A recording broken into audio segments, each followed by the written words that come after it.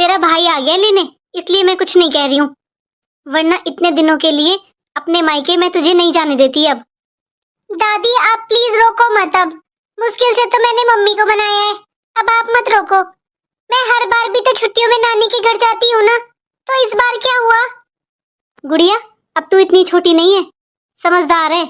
तुझे भी पता है कि हर बार तू अपनी नानी के घर जाती थी, लेकिन इस बार उस घर में तेरी नानी ही नहीं है। दादी अगर नानी नहीं है वहाँ पर तो मामा मामी तो है ना। दादी मेरे मामा मामी भी बहुत अच्छे हैं, मुझे नानी की बहुत याद आएगी, लेकिन मुझे अपनी छुट्टियों में नानी के घर ही जाना है। ठीक है बहू, अपना और गुड़िया का अच्छे से ध्यान रखना, और जरा सी भी वहाँ पर कोई बात हो ना या मन ना लगे तो आशु को फोन कर देना, वो ले आएगा तुम दोनों को।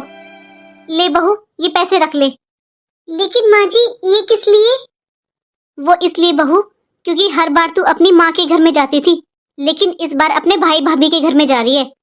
तेरा भाई अचानक लेने आ गया तुझे, अगर पहले से बताया होता ना तो मैं अच्छे से तैयारी से तुझे भेजती बहू। रास्ते से ना अपने भतीजे भतीजियों के लिए कुछ खरीद लेना, और गुड़िया का कुछ लेने का मन करे तो इसे दिलवा देना। लेकिन माँ जी आप हर बार तो इतने पैसे नहीं देती थी मुझे। हर बार बहू तू अपने माँ के घर में जाती थी, और मैं भी जानती हूँ जब माँ होती है ना मायके में, तब तक बेटी अगर खाली हाथ भी चली जाए ना अपने मायके में, तब भी उसे माँ सर आंखों पर रखती है। मामी जी वो शैम्पू खत्म हो गया बाथरूम में, आप नया डब्बा दे देते। अरे बेटा तू अपने यहाँ से सर धुलकर नहीं आई थी क्या? अभी तुझे 2 दिन हुए नहीं है कि आते तू सर भी धुलने लगी? इतने बड़े तो तेरे बाल भी नहीं है। दीदी मामा के यहाँ सब फ्री का होता है ना, इसलिए। बेटा कहीं जाते हैं ना तो अपना शैम्पू साबुन ये साथ लेकर चलना चाहिए, कुछ तो लेकर चलना चाहिए, ऐसे खाली हाथ चली जाती हो क्या सब जगह? बेटा मामा के यहाँ रोटी फ्री की मिल सकती है, ये छोटा मोटा सामान तो अपना लेकर आया करो। शैम्पू साबुन ये तो अपने साथ लेकर चलना चाहिए, अब इतनी बड़ी हो रही हो, ये सब चीजें तो अपने साथ में होनी चाहिए ना। बेटा अब इतनी छोटी नहीं रही है तू। छोटी तुमने देखा है ना, जब अंजलि और प्रिया अपने मामा के घर जाती है, मैं तो उनके बैग में ऐसा छोटा मोटा सारा सामान डालती हूँ। वो दोनों अपना अलग अलग फेस वॉश यूज करती हैं, अलग अलग शैम्पू यूज करती हैं, फिर मैं तो उनका सारा सामान यहीं से डाल कर देती हूँ। अरे मामा की थोड़ी ना मांगेंगी वो जाकर, मामा की छुट्टियां बिताने जा रही हैं वही काफी है, अब सामान भी उनका लेंगी क्या? अब तू ही बता, हमें क्या पता तू अपने वहां पर कौन सा शैम्पू लगाती है, अब हम कौन सा लगाते हैं तू कौन सा लगाती है, ऐसे यूज नहीं करते शैम्पू साबुन। अरे दीदी आपने देखा जो फ्रिज पर लोशन वाला डब्बा रखा हुआ है, आधा कर रखा था इन्होंने। अरे यहाँ आकर लोशन मिल गया इनको, वहां तो माँ बेटी तेरी लगाती होंगी, यहाँ मामा के घर फ्री का है ना तो उसे रगड़ रगड़ कर लगा रही हैं। मामी जी हम अपने घर भी लोशन ही लगाते हैं।